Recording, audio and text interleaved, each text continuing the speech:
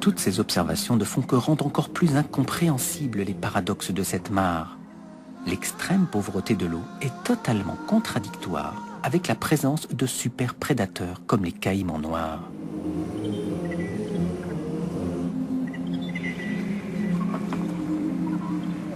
C'est la curiosité du scientifique qui va lui donner une première clé de compréhension.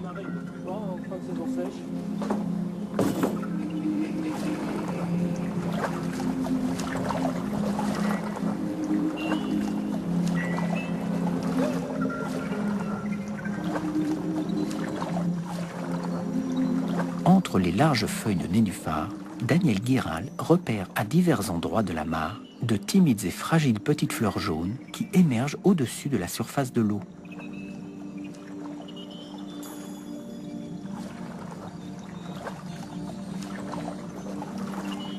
Tu la vois là, juste à côté de la feuille de nénuphar là. Ouais. Toute petite fleur délicate. Là.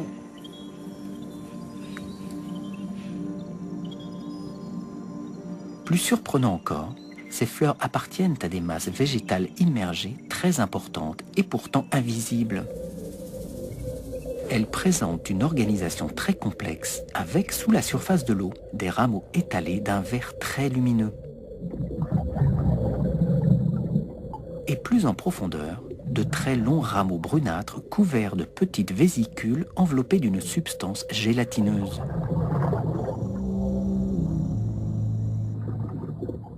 Le contraste est remarquable entre les rameaux de surface de couleur verte et les rameaux profonds bruns là où logiquement l'on s'attendait à trouver des racines. C'est pas des racines. On voit donc toutes ces petites vésicules, là, ces petites boules transparentes.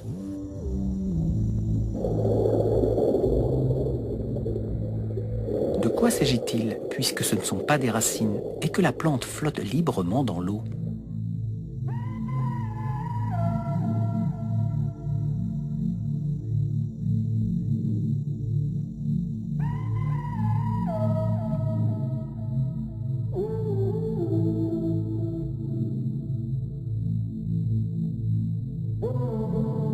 C'est tout à fait surprenant. À l'intérieur, on voit des petites proies qui sont encore vivantes, qui sont rentrées à l'intérieur de ce genre de piège. Là. Donc là, on a affaire à une plante carnivore. Elle a à la fois la double fonction de plante chlorophyllienne qui correspond donc à ces rameaux verts et d'alimentation sur des proies vivantes. Ces plantes carnivores sont des utriculaires. Cette plante aquatique a développé une stratégie pour le moins étonnante, la spécialisation du travail. Pour ses rameaux de surface, une activité classique de photosynthèse, et pour ses rameaux les plus profonds, la capture de proies vivantes. Grâce aux zooplanctons capturés, ces plantes carnivores trouvent l'azote et le phosphore indispensables à leur survie, alors que ces éléments sont quasiment absents dans l'eau. Chaque piège, en forme de sac, est prolongé par deux grandes antennes ramifiées qui servent à canaliser la proie vers le clapet fermant hermétiquement le piège. La capture est déclenchée lorsque les poils sensoriels bordant l'entrée du piège sont heurtés par une proie. Une information qui entraîne alors par action réflexe l'ouverture du clapet. Cette ouverture provoque instantanément l'aspiration de l'eau et de la proie.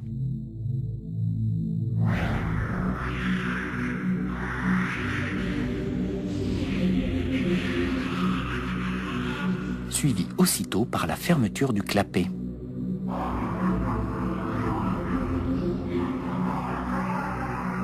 Ces étapes ne durent que de 10 à 15 millièmes de seconde.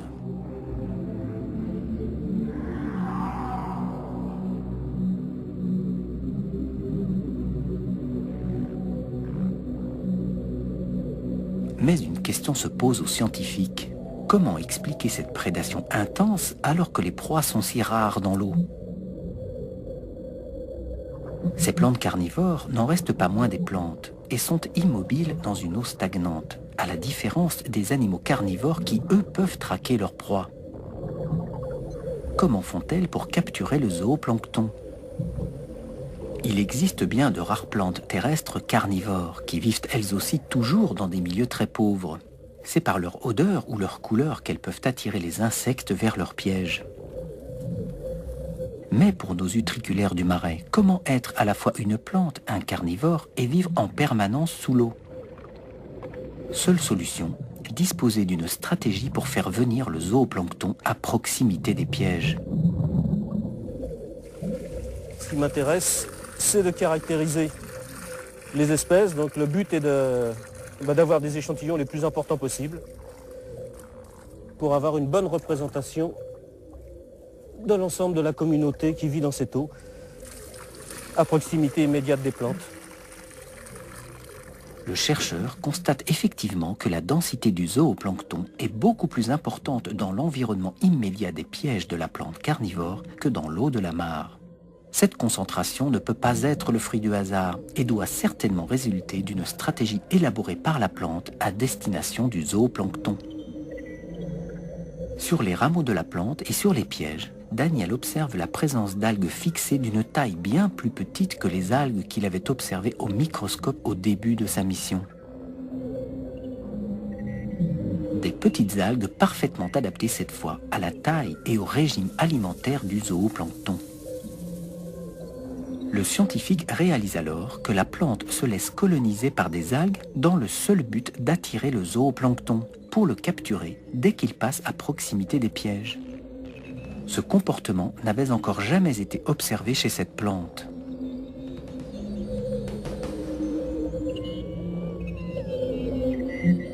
Daniel comprend maintenant le sens de cette concentration élevée de zooplancton près des plantes carnivores.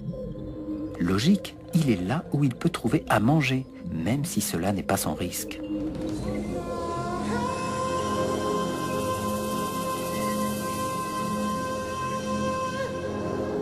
Les plantes carnivores utriculaires entretiennent une sorte de jardin potager. Une stratégie exceptionnelle. C'est exactement comme si un lion cultivait un jardin en plein désert pour attirer et faire grossir des gazelles pour les dévorer ensuite. Ce qui ne s'est encore jamais vu dans un désert terrestre existe bel et bien ici, au cœur de ce marais de Caux.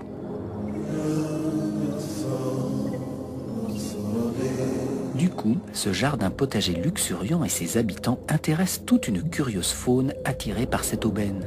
Les larves de libellules qui rôdent sans relâche à la recherche de proies, mais aussi un autre animal très curieux, la larve du frigane, dont l'adulte ressemble à un papillon. Pour se protéger des prédateurs, cette larve s'est construit un fourreau à partir des sécrétions de ses glandes salivaires.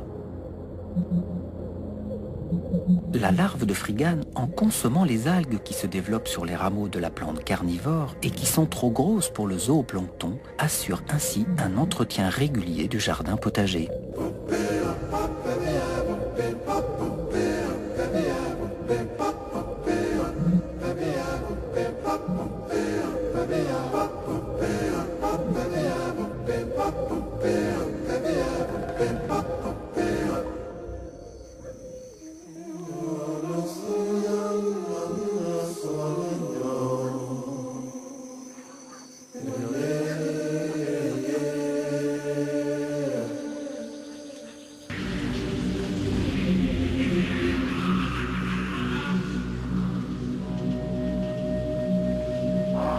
L'arrivée massive de ces oiseaux migrateurs sur les arbres qui entourent la mare risque fort de changer la donne. L'intégration brutale de milliers d'immigrants n'est jamais sans conséquence, quelles que soient les sociétés. Ces milliers d'oiseaux vont produire des déjections en quantité énorme. Et cette matière, c'est du guano, un fertilisant majeur qui contient toutes les briques nécessaires à la vie et en particulier les plus essentielles, l'azote et le phosphore. L'importation de ces éléments rompt totalement la situation d'autarcie qui caractérisait jusqu'alors le fonctionnement de la mare. Grâce à ces apports, cette mare va-t-elle alors sortir de sa situation d'extrême pénurie? Donc là, en dosant l'azote et phosphore, on va pouvoir vérifier cette hypothèse du rôle que peuvent avoir les oiseaux sur le fonctionnement global de ce milieu en termes d'apport défiante des adultes mais aussi des poussins. Dans ses prélèvements, le scientifique constate que l'eau abrite toujours aussi peu de vie, même si elle contient maintenant beaucoup d'azote et de phosphore. Tous ces apports nutritifs tombés des arbres ne servent à rien car ils sont inutilisables.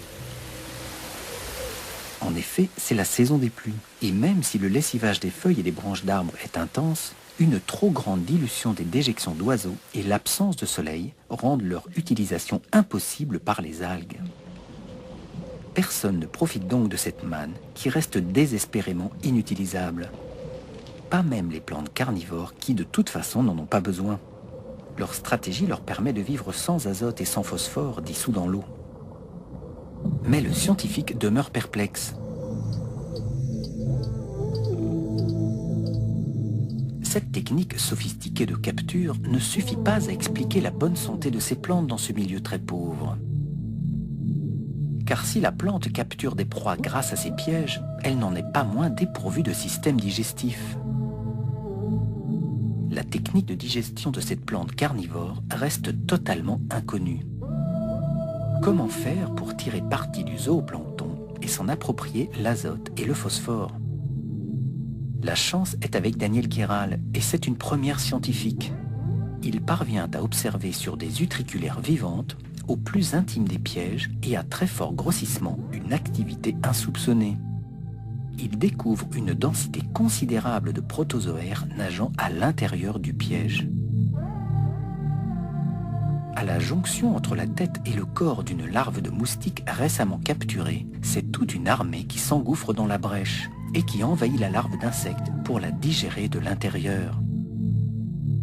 Les pièges de l'utriculaire hébergent des protozoaires à qui la plante carnivore offre le gîte et le couvert. Ainsi, ces faibles protozoaires ont la possibilité de s'alimenter sur des proies énormes pour eux qu'ils seraient bien incapables de capturer eux-mêmes. En retour, au cours de cette consommation, l'azote et le phosphore des proies passent en solution dans l'eau à l'intérieur du piège. Le scientifique vient de mettre en lumière une stratégie d'adaptation à une pénurie de ressources tout à fait étonnante.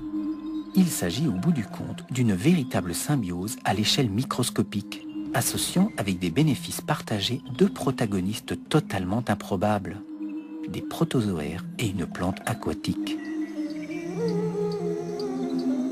Oui, mais voilà, toute cette organisation complexe pour permettre la vie malgré une pénurie sévère d'éléments nutritifs va bientôt s'écrouler comme un château de cartes. Elle va même se retourner contre la plante et provoquer sa mort. Car cette stratégie n'a de sens que dans un contexte de pénurie. Or, un fait nouveau va tout faire basculer, l'arrivée de la saison sèche.